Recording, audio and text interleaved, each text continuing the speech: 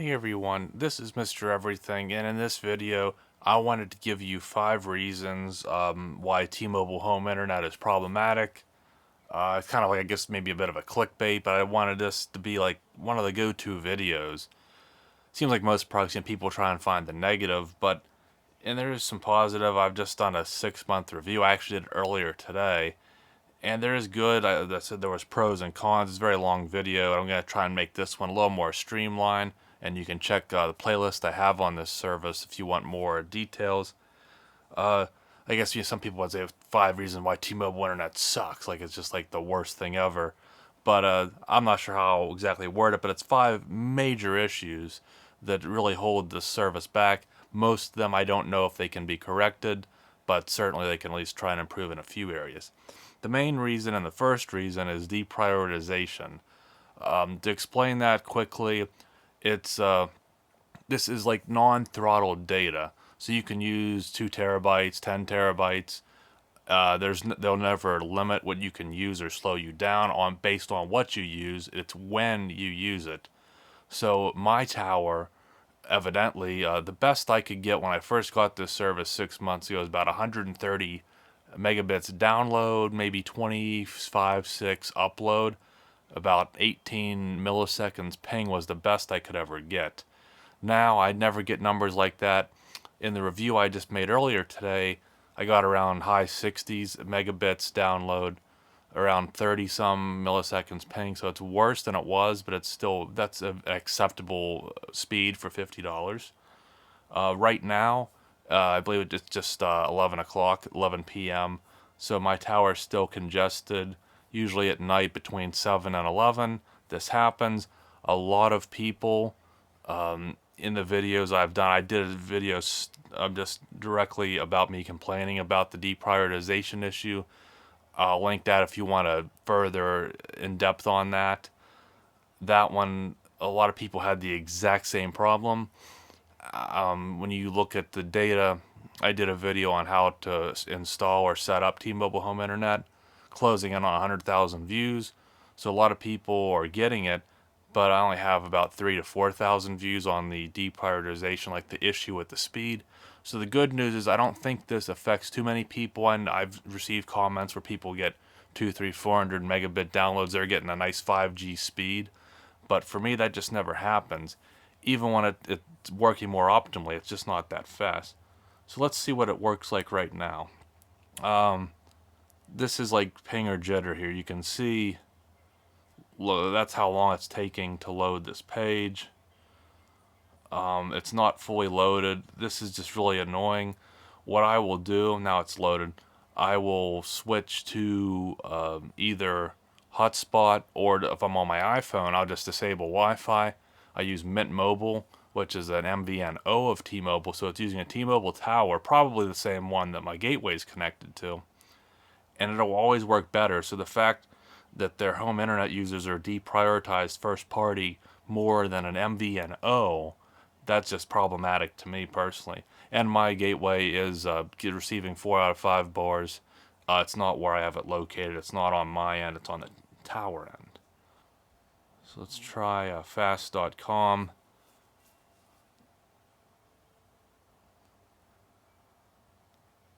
Okay, I've seen speeds, unfortunately, much lower than this. This is worse than my Verizon DSL has ever been. At least I got 7 megabits standard. Okay, so latency's up there.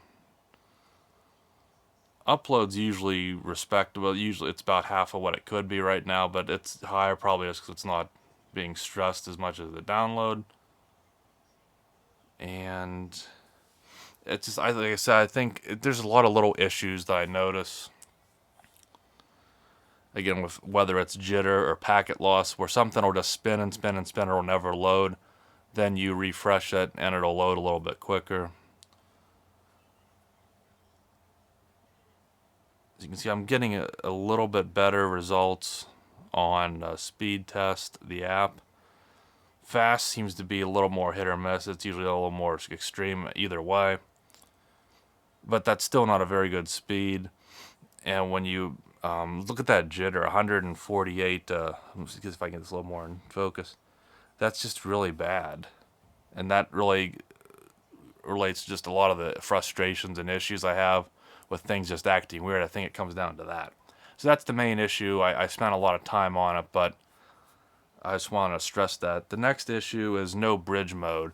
So I guess it's due to the CGNAT type structure of T-Mobile that if you add another router to this gateway, which you can do, you'll get a double NAT, which especially isn't good for gaming. I'm not sure what other issues that could introduce.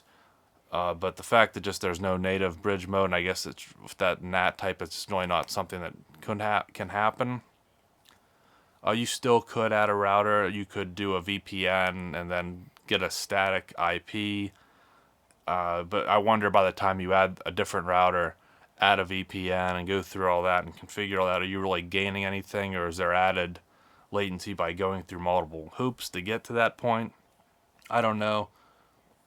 I do know that Verizon's gateway, they have a bridge mode, and T-Mobile, it just seems like even on their frequently asked questions, it's just something that they more or less kind of say it's just the way this network operates. So I guess that's how it's going to be and not going to change.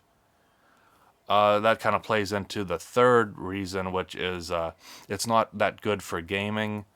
If you check T-Mobile's website, it'll even say that it can be cause for issue with gaming. And actually here on their frequently asked questions, like I said, it kind of says that it can't be configured, and it just kind of indicating that it's not ideal for gaming. I know when I first got this service 6 months ago, the on PlayStation it refers to it as a Type 2 NAT. On Xbox it refers to it as a moderate NAT.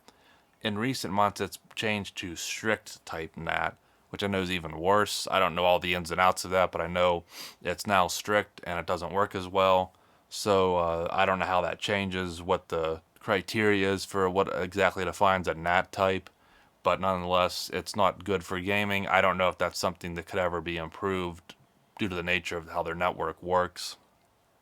And then I will say for the fourth problem with T-Mobile home internet is there's basically very little settings for your router, for your gateway. There's no routing settings really. You can't even turn the Wi-Fi off, at least with the Arcadian model, unless you really go out of your way to run a script to do it. So it's like they don't want you to do that, but then they don't give you a bridge mode to make it. Just, I don't know, just, there's not much customization there, which again would be one of those little things that would help the service at least a little bit. So all I can really show is the lack thereof of any options when you log into the router on your browser. You can see the only thing I'm hiding here is just my serial number, if that even matters. You can check your connection quality, which you can also check on the gateway itself or through the app. You go to this, and again, that's all it shows. So there's basically nothing here that you can do. Again, pretty much the same thing with the app. Actually, the app's actually a little bit more to it than the login. So you can look at your devices connected. You can disconnect them. I've renamed it Starlink. It's not that, but you can change your name of your network, the password, and then you can make either like a combined band where it'll pick the best for the situation, or you can have separate 2.4 and 5 gigahertz network. This support, which really isn't that much of use. You can restart the gateway, which is nice. And then the only other useful thing would be here. You can check your band, your signal, and then the same for the 5G. So, I mean, those things are kind of useful, but not much in terms of tuning the router. There's no type of selecting ports or anything that most people that would want to have that option would do. So it's really bare bones. And for someone that's trying to be an ISP, I really think that's pretty bad. I don't know if any of these things can be added, but I do know from the videos I've seen that the Verizon gateway and their service has a pretty nice set of features that you can access, and then I do believe they have a bridge mode. Unfortunately, Verizon doesn't offer their home internet in my area right now. At one time they did, and I just didn't sign up right away. Now it doesn't. Maybe they have some of the same issues T-Mobile does with the towers here, so they cut the access to it until they can get that straightened out. But I would like to try them to kind of compare the two. And the last thing I like to mention is the customer service. For me, we didn't accomplish anything. I only contacted them once.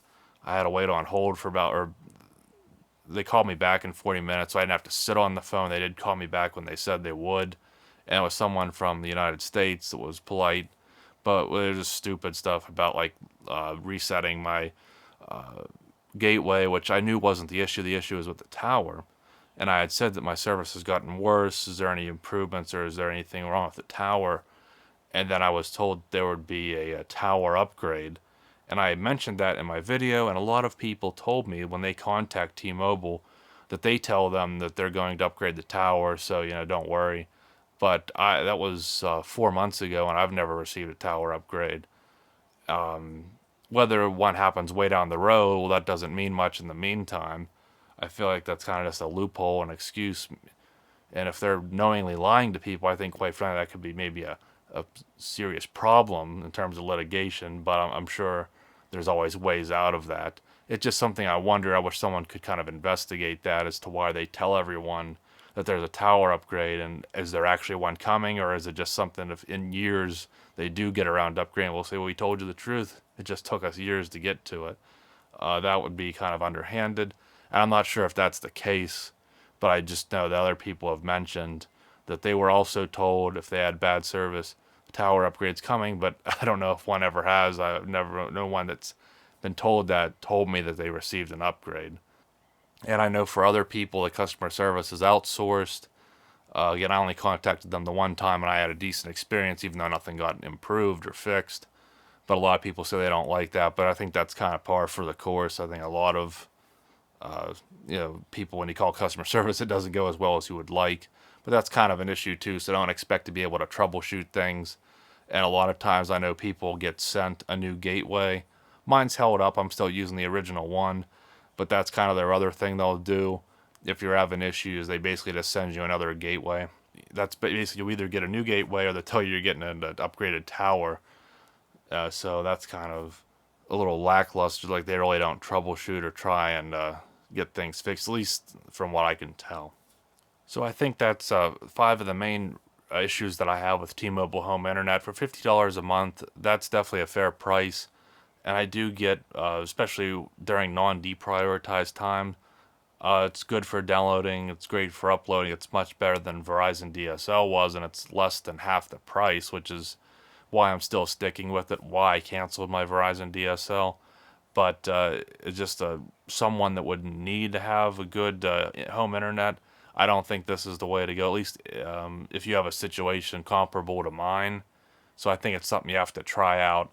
Don't get rid of what you have until you're sure that you can live with how this network works with some of their issues. And I know not a lot of people have this problem, so just use this, bear in mind. Some of these things you can't change, aside like bridge mode, the issues with gaming, and maybe the customer service and the lack of features.